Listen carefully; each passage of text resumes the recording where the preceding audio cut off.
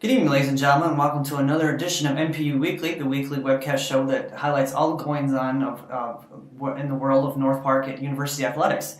I'm your host, Kevin Shepke, and for the first half of the show, we're going to be talking with head coach Mike Conway of the North Park football team, where the Vikings are unfortunately coming off their third loss of the season, a 24-19 decision to Washington University St. Louis this past Saturday. Then later on in the show, I'll be talking with grad assistant women's volleyball coach Natalie Dietz about how the Vikings probably had one of the best stretches of the season thus far, as they finished with a 5-0 record this past week, defeating Calumet College of St. Joseph's and finishing in the tournament championship of the Alverno College Inferno Classic the past Friday and Saturday. So before we do get into some of those things, let's go ahead and join the interview that we had with Mike Conway earlier today.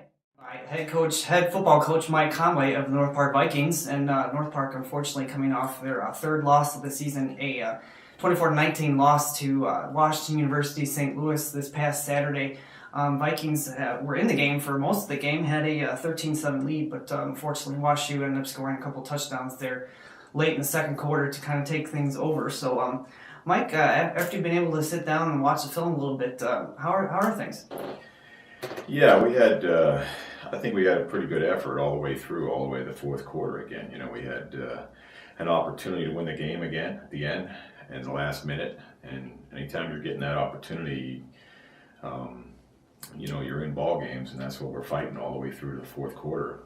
You know, we don't like the result because we'd have liked to come away with a win down there. Yeah. It was the mid-90s.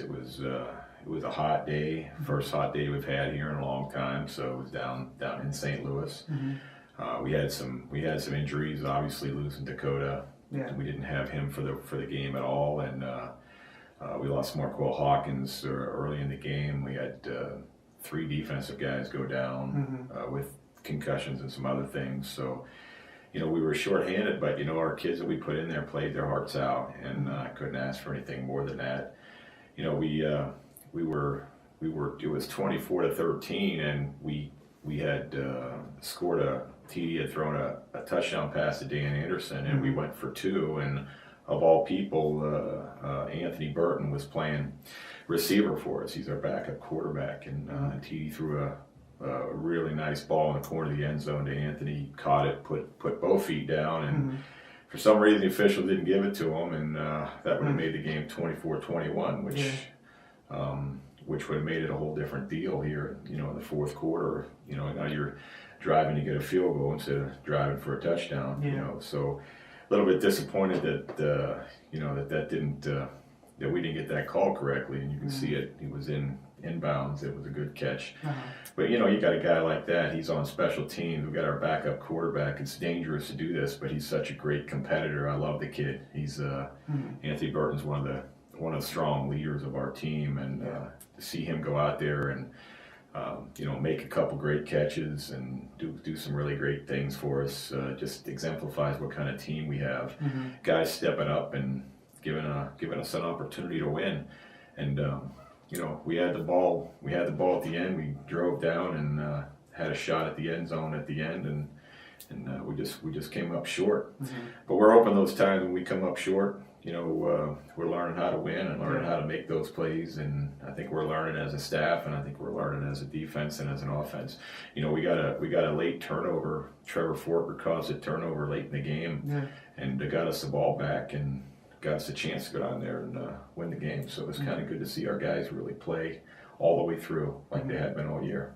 Obviously, you highlighted some of those positives, definitely with Trevor Forker too. Talking about something TD Conway was able to do, 24 of 52 completing the passing and 224 yards out at the quarterback position. Talk about what he was able to do on the offensive side of things. Yeah, we had a lot of young guys in there. With all those guys hurt, with Delgado and Marquell and Dakota hurt. We had a lot of young guys in there playing their first football. There was a lot of there was a lot of new players out there. We dropped some footballs that we probably shouldn't have dropped, that we'd like to have a chance to have them back. I think we were 9 for 20 on third down, and probably 4 of those drops were on third down. We probably were close to 50% on third down, and some of them were real long third down. So I think TD developed a couple, got out of trouble a few times, and did some good things. Got us a couple first downs that we really needed. That was good to see. Made some mistakes, and like is always going to be the case. They did a good job, and they're a very well coached team. Obviously, a playoff team last year, and you got to give them credit too. They're well established, and we get we've had a great recruiting cycle for this past year, and we got a bunch of young kids that are out there playing, and they're going to be really good. And so we just need to put together another recruiting cycle and try to progress as the season goes on with our young guys, and I'm pretty pleased with what the effort is. You were talking too about a little bit about the defense. Let's talk about what Joe Butts was able to do. 8 total tackles for you guys on that side of things. Talking about what you guys were able to do a little bit defensively on the side of Yeah, well, I mean, Joe Butts he's pretty solid all year. He really made a really big commitment after last season, in the off season, in the spring football, in the summer, how hard he trained and on his own, and just really proud of his development. And not only him, but Kyle Leapforth and Brandon Dahl, our linebacking core.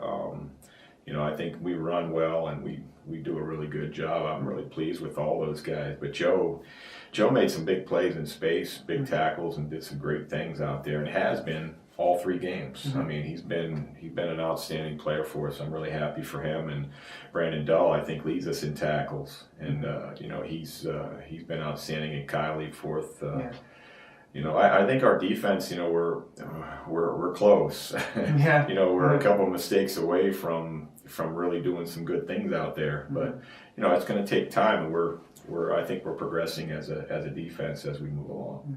You guys going to the bye week now. I mean, 2 weeks from or a week from Saturday, you got coming up your college CCIW schedule with Wheaton. What are some things you're going to focus in now going into this bye week in practice? Well, we're going to focus on us this week. I mean, there's a lot of things that we did wrong that people think it's an off week. This is going to be a busy week for us.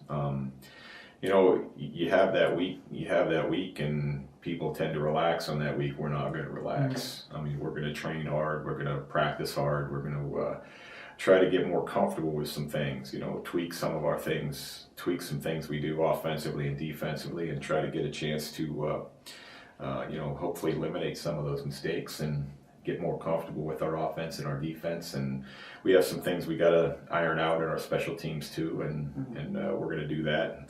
And we better work hard this week because we're playing some great teams coming up, and we know how excited we are to play against the great teams. So that's what we want to do. We've been playing against good teams this year. I mean, I think we're almost in the same spot we were last year, at this time. Yeah. But we're in games to the end, and we're playing against probably some better opponents, 2 playoff teams. And I'll be honest with you, Alma was an outstanding team. They won again this week, so they're moving forward with their program, and so I think we played a little better competition this year, and I think that's going to prepare us hopefully for the conference schedule. Okay, all right. Thanks so much, Mike, for joining us this week. Thanks, Kev. And we would like to thank Mike once again for joining us earlier today. Like I said, the Vikings, unfortunately, were coming off that 24-19 loss. They now go into a bye week this week before they begin College Conference of Illinois and Wisconsin action on October 4th, and they will play at Wheaton College against Wheaton College. Going over some of the other highlights of North Park athletics before we do go ahead and speak with Coach Dietz. Looking at what the women's tennis team did last week, Vikings unfortunately, we're having a little bit of a struggle going through the CCIW schedule, but they did bounce back for a 5-4 victory over Roosevelt University in their second home match of the season by defeating them at a 5-4 score on September 17th. Lisa Daniels at number 1 singles has just been having an absolutely spectacular season for North Park. She's off now to a 5-2 record there, and as well as the combination of Lisa Daniels and Juvial Van Lunen. At number 2 doubles, they are off to an unblemished 5-0 record. So the Vikings will be hosting top team in the conference tomorrow afternoon at a 3:30 p.m. dual match out at Northeastern. Will be taking on Augustana College. So Vikings hoping to take the momentum that they had from that match on September 17th to hopefully bounce back and get that victory or get their first conference victory of the season, and hopefully beat over the top team in the conference, that being Augustana. So moving right along to men's soccer. The men's soccer team only had one game this past week. They played UC Santa Cruz on September 20th, this past Saturday. Unfortunately, they ended up losing the game by 1-0 score out in California. Despite that, they had 14 total shots. It was their first loss of the season.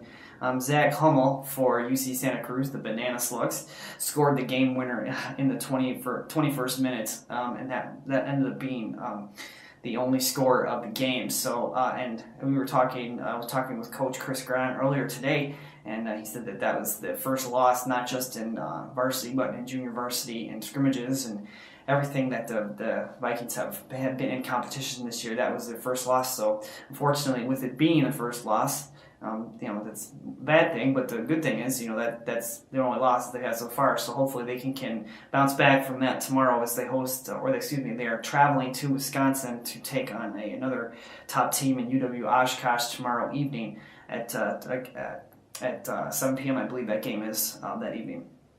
Turning to women's soccer. We have some highlights from a couple of one of their games earlier in the week. They played Calumet College of St. Joseph on September 20th. That was on Saturday. We were celebrating 20 years of Vikings soccer. But before we go into that game, I wanted to talk a little bit about the game they had to University of Chicago back on September 17th. Chicago was coming into this game with a unblemished 5-0 record. They were ranked number 11 in the top 25. They were ranked number 12 by D3Soccer.com. And North Park pushed them to the brink and giving them nearly their first loss of the season. Chicago took the lead early in the game, up 1-0, but then Elizabeth Heidenstrom came back to tie the score at a 1-1 tally in the 70th minute. To bring it to overtime. So the Vikings had pushed Chicago to the brink and nearly pulled off the upset, but Chicago ended up scoring the game winner, unfortunately, for North Park in the 99th minute. They ended up losing that game. But it was a very, very spirited game for Coach Chris Wright and his Vikings. And it was just a spectacular game for them. Unfortunately, we don't have any highlights from that game. We had a couple of technical difficulties with our audio and video that day, so unfortunately we weren't able to bring you any of those highlights. But we do have some highlights from the Calumet College of St. Joseph's game, where North Park won by a 2-0 score on Saturday, which they were celebrating 20 years of Vikings soccer that day. So let's go ahead and show you those highlights from that game on September 20th. Nice boot deep in there over to Emma Lundeen from Elizabeth Heidenstrom.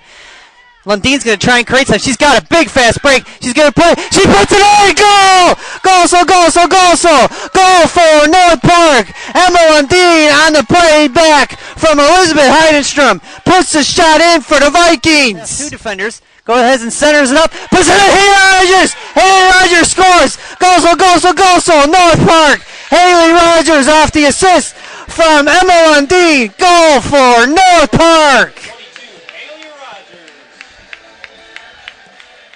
After the Vikings defeated Calumet College of St. Joseph's by a 2-0 score on the Vikings' 20th anniversary of Vikings soccer, 1994 to 2014, with head coach Chris Wright. Coach, what do you think was the biggest adjustment the Vikings made in this game to get this victory tonight? Today, this victory was the most pleasing for me out of all the ones so far. We really had to work for it. It was a battle, and every 50-50 ball we had to go in and win. So it's nice to compete against the team and get a good victory. How much of a pick-me-up do you think this was after the heartbreak you guys had on Wednesday night against the University of Chicago? Just come back and get this nice victory. Well, it's a huge anytime you lose, to come back and win is always good. But the manner in which we lost, the performance that we put in the last game, to play so well and then to lose in the dying seconds is always heartbreaking. But the girls responded well. We're pretty beaten up. We've had some physical battles, so it's nice to have a good confidence to prepare for Monmouth next Sunday. Talk about, too, what you guys were able to do, this being the 20th anniversary for Viking soccer, just being able to do this for the alumni and the kids that were here playing at the halftime, just everything for that. yeah, we just wanted to provide something back for the community. You know, a lot of the alums who, especially those early on, that really kind of helped make the program and put it in place. So for us, it was vital to give something back, and we had a load of the kids that came and did our summer camp, so it was nice to get them involved. A lot of them are, children of alumni or children of faculty or staff at North Park. So, North Park's a community environment. We want to give something back. All right, thanks so much. This is Kevin Shepke reporting.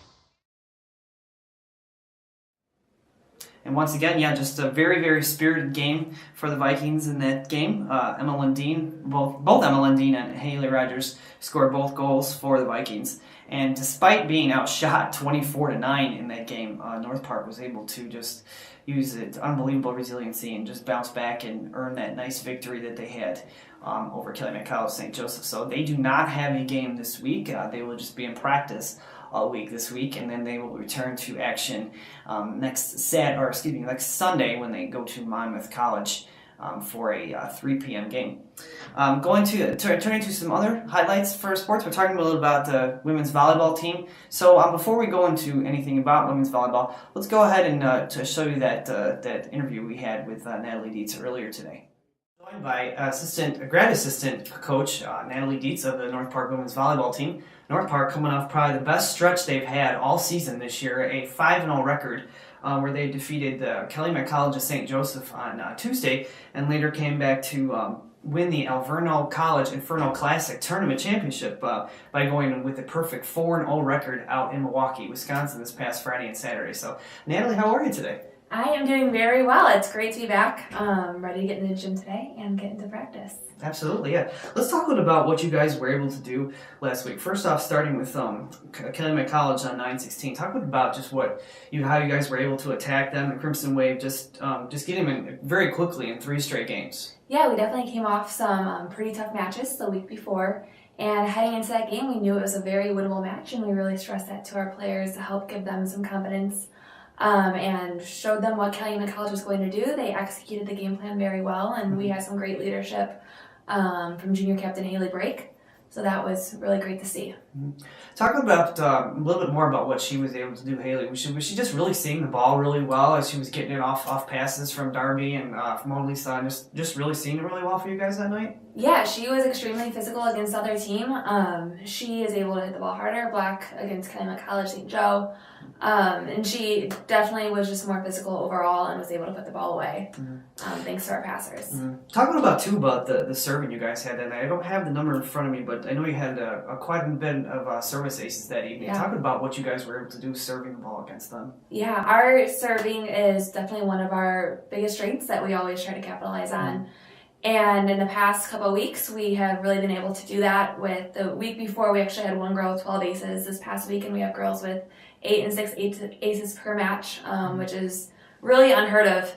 So that is something that we really focus on in practice and trying to translate that into the game and to break down other teams' service patterns so we have a better chance to score. Okay. Now, going over some of the stuff from this past weekend, you guys defeat Mount Mary, defeat IIT, get a revenge game there against IIT. Yeah. Talk about what you guys were able to do Friday there at Alverno. So at Alverno, we had it in and we had IIT our first match. Once we got there, we had lost them the previous week in 4, so we knew we were right there and we were going to be able to get them. Yeah. So again, we just prepared. We knew what they were going to do, and we actually executed, which has been one of our weaknesses throughout the season, is being able to execute the game plan. But they did a great job getting up in their middles and shutting them down early, which allowed us to go ahead and push through and get that victory. Looks like the biggest game of this tournament, though, was the one against Alverno College. You guys almost lose, but you do come back with a nice solid victory, 15-5, to go up 3-2 and win the match. Talk about just the resiliency the girls were able to come through with in that match. Yeah, we got up and went and took on Alverno on their home court. Went up 2-0 in the first 2 sets, playing really well. I believe the score was 25-15, winning pretty well. Game 3, we were a little complacent. We were content with our 2-0 lead, and it had to take us 5 to finish it, but they fought through, got the job done, which was great resilience to see from such a young team. And hopefully they can carry that forward into this weekend in conference. Yeah, looking too at some of the other individual performances, just overall for the 2-day tournament. Fossaveli finishes with 63 total kills.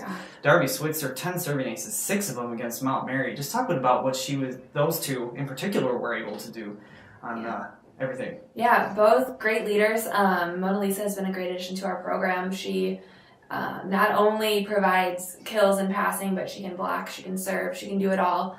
So that's great to see out of a new player. And Darby, as a freshman, a true freshman, her serving is just phenomenal. So she's constantly either getting teams out of system or acing people, which is even better. Mm-hmm. So along with that and her assists and passing out the ball and getting our offense going, she's doing a really great job with that. Yeah, talk a little about what she's been able to do as a freshman, being able to just find people 136 assists, just the way she's distributing the ball and just really doing a well job of keeping your offense in flow. Yeah, Darby definitely has a very high volleyball IQ, which is awesome coming in, especially as a freshman. She's able to set every set we need. She can set out a system. She knows who to go to in critical times. So we're still working with her on continuing to develop the offense and getting more people involved and running different plays and different sets. But we're really excited about her potential and what she can do for our program. Now you guys got Moody Bible coming up here on Thursday night. Talking about what the game plan is going to be going on with that. Yeah, so we have Moody Bible at home, another tough team, but we get them on our home court this time, so we're going to come and be aggressive. And we're still watching film and preparing for them, but we're definitely excited about that match, and it's another one we can hopefully get. Okay.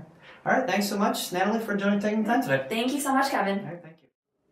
Once again, we want to thank Natalie for joining us for that. We pretty much touched on everything that the Vikings had done earlier in the week. So they returned, as I said, in that webcast, or in that interview, that they will return to action this Thursday when they host the Moody Bible Institute. Touching a little bit about North Park and their victory over Calumet College of St. Joseph. We have some highlights from that game that they had against Calumet College on September 16th. So let's go ahead and show you some of the highlights from that nice victory the Vikings had. Catherine Wright, Clay goes back over to number 11, Angela Navoso, and she gets the point for the Vikings. Set up by Darby Switzer, number 5, Haley Brake, and Brake gets it in there. Right between the screws. Scores 23-21 in favor of the Vikings. Serve is up, over the net. Intercepted there by number 5, Randy Stories. Hit over there by number 13, Rachel Azinga. Brake gets it just back over the net, though. And a point to the Vikings. Great job by Haley Brake and the Vikings there just to get that ball, save it, and get it right back over the net. Vikings now lead 24-21 here in the second. Switzer again gives it to Navoso. Navoso gets it over for the point for the Vikings. Blocked there by number 11 and number 7, Karina Partey, and number 11, Angela Navoso. And again, yeah, just an unbelievable, solid game North Park had in that game. So, as I said, yes, they return to action this Thursday when they host the Moody Bible Institute. So, once again, we want to thank both head coach Mike Conway for joining us today, as well as assistant coach Natalie Dietz for joining us on this edition of NPU Weekly. Coming up this week, North Park Tennis will be on campus. They will be hosting Augustana College, CCIW champion from a year ago, tomorrow at 3:30. We'll be bringing you hopefully some post game from that on our website, and then we hope that you tune in on Thursday evening when North Park takes on Moody Bible Institute. That will be on our NPU live channel at 7 p.m. Chris Duty-Skirk will be bringing you all the live action play-by-play from that game, so we hope that you can join us that evening. So once again, I'm Kevin Shepke, your host of NPU Weekly, and we'd like to thank all those who joined us today, and we hope that you can continue to follow North Park Viking athletics. And have a good evening, everyone.